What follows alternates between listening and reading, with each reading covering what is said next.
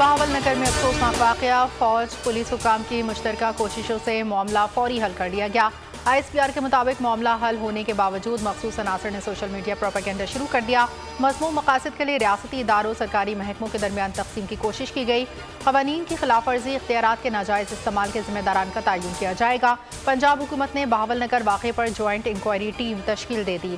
तर्जुमान ने बताया, पंजाब हुकूमत ने हक़ाइक़ जानने और ज़िम्मेदारों के तयन के लिए JIT बनाई है। JIT महकमे दाखिला के साथ रियासती सिक्योरिटी इदारों पर मुश्तमिल होगी।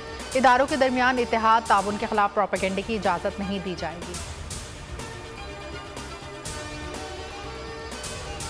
और सूबाई सीनियर वजीर शर्जील इनाम मेमन की हिदायत पर मनशियात फरोशों के खिलाफ क्रैकडाउन। मुख्तलिफ शहरों में कार्रवाई के दौरान 10 से ज़ायद मुल्ज़िमान गिरफ्तार, भारी मिक़दार में मनशियात बरामद। शर्जील इनाम मेमन कहा, मनशियात के खात्मे का तहिया कर रखा है। मुस्तक़बिल के मेहमानों की ज़िंदगियों से खेलने की इजाज़त नहीं दे सकते। मनशियात फरोशों को छुपने की जगह नहीं मिलेगी।